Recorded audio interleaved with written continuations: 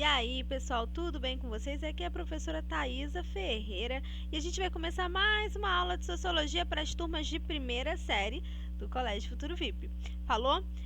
Desculpem, a titia tá com a cara um pouco inchada, a titia vai se coçar um pouco, mas é porque a gente está na primavera e a titia é aquele ser humaninho que é alérgico, né? Então, faz parte da vida. Galera, a gente vai começar agora o quarto e último capítulo da unidade 2, tá? Do livro de Sociologia de vocês, que é a Sociologia do Mundo Contemporâneo.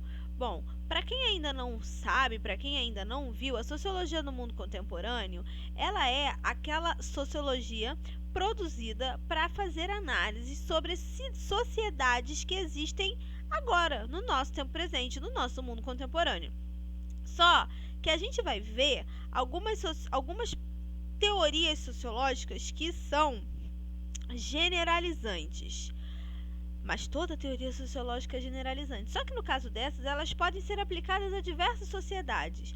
A gente está acostumado, né, a ver já há bastante tempo alguns projetos, né, de sociologia, de construção de teorias sociológicas que podem ser aplicados de fato a sociedades específicas. Por exemplo, o Gilberto Freire, ele criou uma teoria com relação à realidade social do Brasil lá no virado do século XX. Sérgio Buarque de Holanda, idem. Florestan Fernandes, ele fez uma produção a partir de 1920 e aí por diante. A gente viu também outros, Darcy Ribeiro. Nós vimos grandes nomes, nós vimos Fernando Henrique Cardoso. Então, cada sociólogo faz uma análise da sociedade do seu tempo, tá legal? E aí também da sociedade que eles observam. Por exemplo, os sociólogos brasileiros, geralmente, eles fazem uma análise muito relativa às questões raciais, às desigualdades sociais, aos efeitos e às heranças da escravidão na nossa vida. E isso é uma realidade muito brasileira, tá? A gente pode falar que, por exemplo, outros países da América também vivem situações semelhantes? Sim, mas cada um tem a sua especificidade. Então eu não posso, por exemplo, chegar e falar que os efeitos da desigualdade social eles são os mesmos e da desigualdade racial no Brasil e nos demais países da América Latina, porque cada um tem um histórico muito próprio, muito individual, tá? Nesse caso, nós vamos começar a estudar hoje alguns sociólogos que começaram a desenvolver suas teorias, mas de uma forma que podem ser aplicadas e observadas em diversas sociedades diferentes. Obviamente, eles falaram das sociedades às quais eles estavam inseridos, mas isso não elimina o fato, né, sob hipótese alguma, da gente aplicar essas realidades em outros tipos de sociedade também. Porque eles fazem análises mais técnicas e menos pessoais. Aqui a gente fala sobre uma realidade social que faz parte do histórico brasileiro. Para entender o Brasil, a gente precisa entender o histórico brasileiro. Mas isso significa que a gente não pode pegar uma dessas teorias generalizantes e aplicar aqui? Sim, nós podemos. Mas por quê? Porque elas não levam em consideração aspectos tão individuais assim. Então, vamos começar. Deixa eu só descer aqui. Essa primeira imagem, galera, é bastante interessante, que mostra um grupo de mulheres reunidas pela liberação feminina em Washington, nos Estados Unidos. Isso aí aconteceu em agosto do ano de 1970, tá? Essa questão da autonomia das mulheres, a inserção das mulheres no mercado formal de trabalho, o direito assegurado de as mulheres poderem trabalhar fora, terem acesso ao seu salário, terem direito, por exemplo, de concluir os seus estudos. Todas essas questões, elas só se tornaram possíveis por conta dessas manifestações e dessas transformações, tanto na sociedade quanto na mentalidade dos indivíduos de modo geral, tá? E aí a gente vai ver como aconteceram essas situações dentro das nossas sociedades atuais. A produção sociológica contemporânea, essa que é do nosso tempo presente, E a professora, 70 não é nosso tempo presente. É sim, galera. Vocês estudam coisa desde 6, 7 mil anos atrás. Anos 70 é quase o que vocês tomaram café da manhã hoje. Então, a sociologia contemporânea, ela tem o intuito e o objetivo de explorar as oposições que existem entre os indivíduos dentro de uma sociedade, a dualidade entre objetividade e subjetividade do conhecimento, os dilemas entre explicar, criticar e transformar as realidades individuais. Gente, tudo isso faz parte das análises sociológicas das sociedades atuais, das sociedades contemporâneas, tá legal?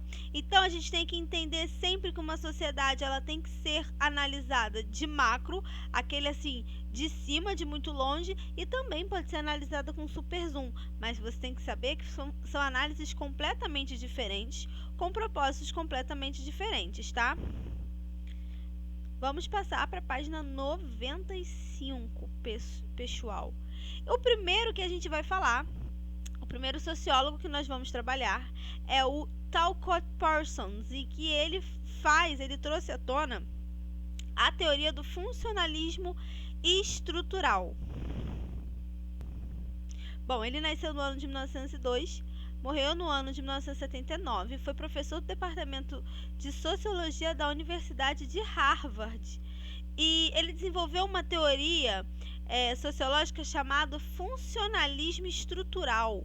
Quem estiver com o livro aí, estiver acompanhando, já deixa, ó, isso é importante, ó, funcionalismo estrutural, que é muito baseado na ideia, né, que foi trazida, que nós já estudamos, de Emil Durkheim, um dos clássicos da sociologia, lembrando que os clássicos nunca nos abandonam, independente de você concordar ou não. Por exemplo, Emil Durkheim, Max Weber e Karl Marx sempre estarão acompanhando a gente nos estudos de sociologia, tanto que o Talcott, na sociologia contemporânea, ele se inspirou na tradição sociológica que foi inaugurada por Emil Durkheim, tá? Então, para poder criar o conceito de funcionalismo estrutural. Ele não ele não se limitou a analisar a sociedade de acordo com as funções que cada indivíduo ou que cada grupo específico tem dentro da sociedade. Tá? Ele não se limitou a isso, ele combinou todas as dimensões de atividades humanas que existem dentro de uma sociedade. As dimensões sociais, as dimensões políticas, as dimensões religiosas, o efeito, por exemplo, das mídias, tudo isso ele trouxe à tona como se fosse uma parte da engrenagem que faz a sociedade continuar existindo. Tá legal? Deixa eu descer mais um pouquinho. A primeira grande obra do Talcott foi a Estrutura da Ação Social, do ano de 1937, e ele foi totalmente instruído, né? Ele foi totalmente orientado, baseado nas ideias e condutas humanas. Ou seja, ele dizia que todas as ideias e condutas humanas, elas são individuais. Indo de encontro, por exemplo, com o Max Weber. O Max Weber, lembra disso, que a gente também já estudou, mais um clássico da sociologia, que ele definiu os tipos de ação social que cada indivíduo pode ter, que ele definiu 4 tipos de ação social.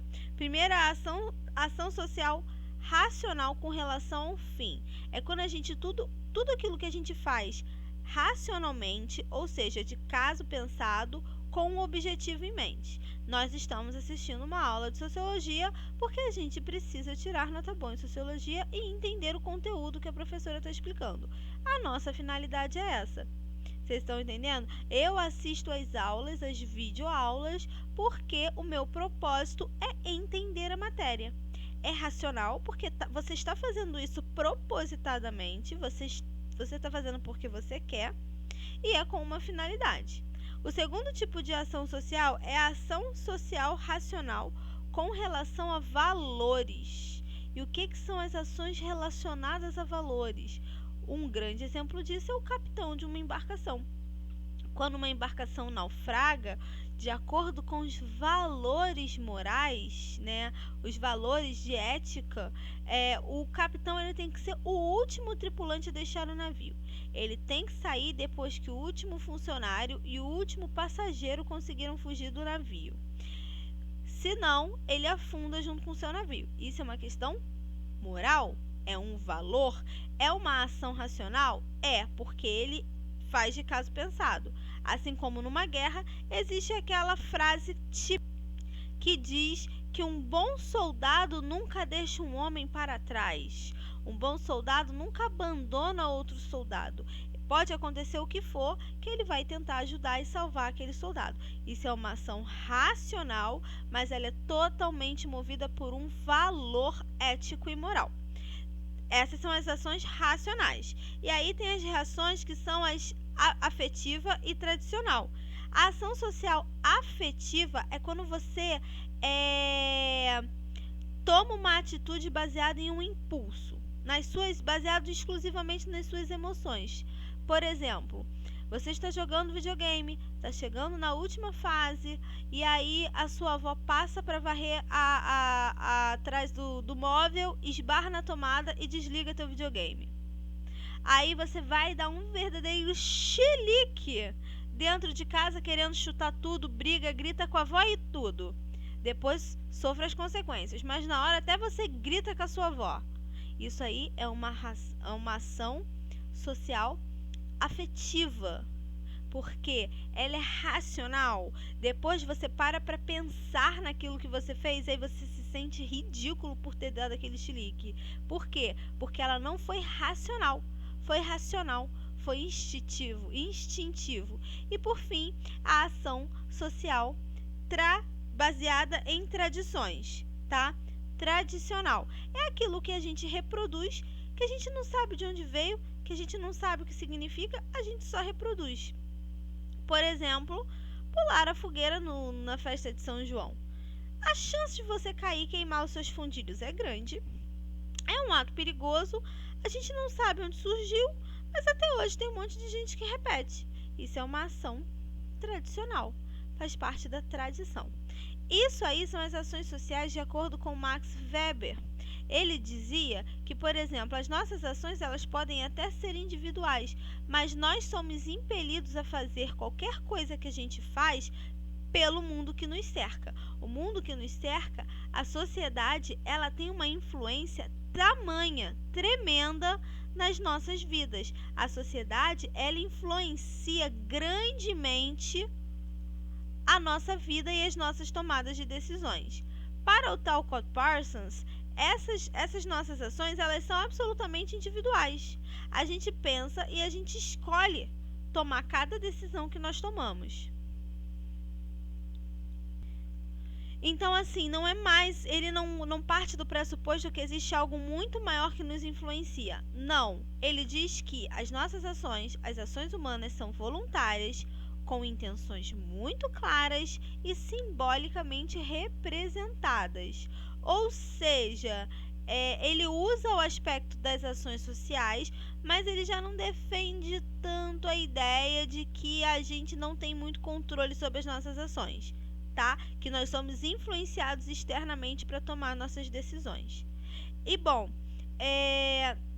ele criou também o conceito de que uma sociedade ela é composta por vários microsistemas que se relacionam, ou seja, que relacionam entre si e que fazem trocas, e são eles que definem a sociedade. Como assim? Esses sistemas, eles não são fechados. Eles sempre estão se relacionando entre um e outro. Por exemplo, a política e a mídia. A mídia é um dos sistemas que mais exerce, por exemplo, não é como vou dizer bem um controle, mas que direciona a vida dos indivíduos, as mídias de um modo geral. A política, por sua vez, também, né? Obviamente, a gente depende dos profissionais que atuam dentro da área da política para a gente poder viver, para a gente poder ter o nosso direito de ir e vir e tudo mais. Porém, galera, ele diz que a inter-relação entre esses sistemas é que intensifica as trocas sociais que nós temos no nosso dia a dia. Ou seja, galera, a religião e a educação se relacionam, a mídia e a política se relacionam, todos os sistemas que existem dentro de uma sociedade, eles acabam interagindo e produzindo muitas trocas entre si, tá? E aí, esses sistemas e os subsistemas são determinantes para a manutenção e a ordem dentro de uma sociedade. E agora, chegando na página 96, a gente vai ver como o Parsons fez a análise desse sistema dentro dos conceitos de ação social. Primeiro de tudo, a gente tem que entender como que as pessoas se subdividem dentro desses sistemas. Como se dá a organização desses sistemas dentro de uma sociedade. E ele é feito baseado nas vários papéis em relação às posições que as pessoas exercem dentro da sociedade. Pode ser um papel político, profissional, judiciário, educacional. Você que está me assistindo, você que está me ouvindo, você nesse momento pode estar inserido em vários sistemas ao mesmo tempo. Você tem, por exemplo, o sistema educacional, que é esse núcleo de relações que você mantém aqui dentro da galera da escola. Comigo, que sou sua professora, a galera que vocês interagem lá pelo chat, a galera que ajuda vocês a tirarem dúvidas, os outros professores. Isso faz um sistema. A gente mantém uma relação de contato. Mas, em contrapartida, você tem um outro sistema, por exemplo, que é o sistema dentro da sua família. Você não se comporta exatamente da mesma maneira como você se comporta aqui na nossa aula, quando você está em casa. Você não fala com as pessoas usando, por exemplo, a mesma linguagem. Você não tem exatamente o mesmo comportamento. Se você, por exemplo, frequenta algum núcleo religioso, eu tenho plena absoluta certeza que você não fala, ou aqui na escola, ou dentro do seu núcleo religioso, exatamente da mesma forma que você falaria em meio aos seus colegas. Por quê? Porque a gente se adapta aos sistemas em que nós somos inseridos. A gente se comporta de acordo com o que aquele sistema exige. E isso não significa que o você daqui da escola seja melhor do que o você em meio aos seus amigos, tá? Não existe essa divisão dentro dessas esferas sociais. Na verdade, todos eles são extremamente essenciais para que a nossa sociedade siga existindo e vivendo em harmonia, tá? Esse intercâmbio que existe entre os sistemas, ele representa tudo aquilo que a gente pode viver Desculpa, gente, tocou aqui rapidinho. Mas empiricamente, como eu estava falando, é baseado nas experiências. Cada um desses sistemas, ele tem um signo próprio, um signo muito individual. O que é signo? São os métodos de comportamento, são as formas, né, de comportamento, de como vocês falam, de como vocês se expressam. Em cada sistema, vocês têm uma linguagem diferente. Por exemplo, dentro do mercado financeiro, existe uma linguagem muito própria do mercado financeiro, que só quem está ali por dentro é capaz de compreender. Da mesma forma, por exemplo, que dentro das Forças Armadas existe uma linguagem muito própria, alguns jargões, algumas expressões que só quem é do meio entende. Isso é uma coisa ruim? Não. É uma forma das pessoas manterem sempre essa troca entre os conhecimentos e entre as experiências. E, por exemplo, uma pessoa que está dentro de um sistema e vai para o outro e leva essa vivência, ela está fazendo com que a sociedade esteja sempre dinamizando e sempre se atualizando também. Tá legal? Quando a gente fala sobre as trocas financeiras dentro de um mercado, dentro do mercado financeiro, a gente está usando, por exemplo, uma linguagem muito específica que se eu começar a falar aqui, é porque eu não sei, tá? Mas se eu começar a falar aqui, ninguém vai entender. Mas é um conhecimento muito específico e típico daquele grupo. Isso significa que o cara que faz parte desse sistema chega em casa e continua falando da mesma maneira? De jeito nenhum, Tá legal? Deixa eu descer mais um pouquinho aqui. E bom, o Parsons ele também defende a tese de que os sistemas eles evoluem cada vez mais em direção de modelos eficazes de interação social. Então, conforme o tempo vai passando e conforme a gente vai se relacionando e conforme a gente vai desenvolvendo e evoluindo, a gente está caminhando, rumando para um modelo ideal de organização de sistemas. Um modelo como se fosse perfeito de sociedade, tá? Mas o Parsons ele acreditava na existência de uma sociedade perfeita? Não, né, gente? Claro que não. Não existe uma sociedade que seja perfeita. Mas existe aquela sociedade que vai se adaptando e vai melhorando com o tempo.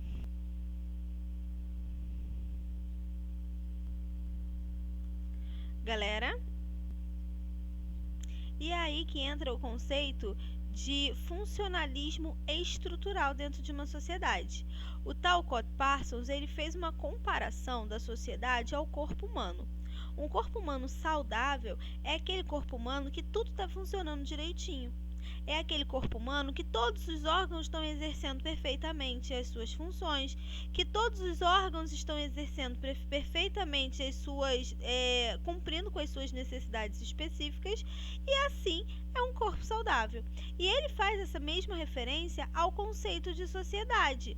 Essas estruturas, né, que a sociedade vai se organizando, que são esses sistemas, eles funcionam como uma parte desse mecanismo de funcionamento perfeito.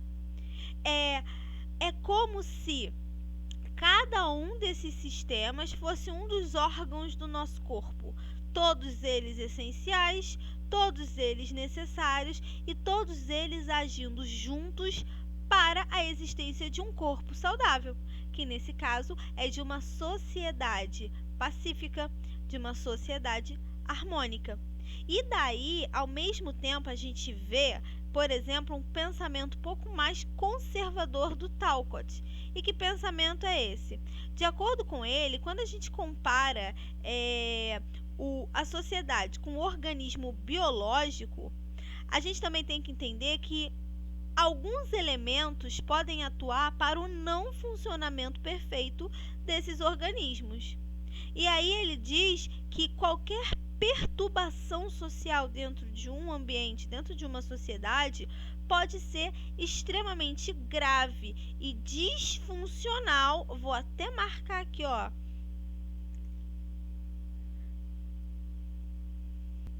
Completamente grave e disfuncional, e que, portanto, deve ser repelido e combatido. E quando ele fala de perturbação social, ele está falando de greves, ele está falando de reivindicações, ele está falando de movimentos de contracultura, e que tudo isso deve ser combatido, porque é como se fosse um fluxo de um rio, harmônico, leve. É como se colocasse um pedregulho gigante no meio daquele rio, e aí a água ela fica revolta e tendo que se desvencilhar daquela pedra.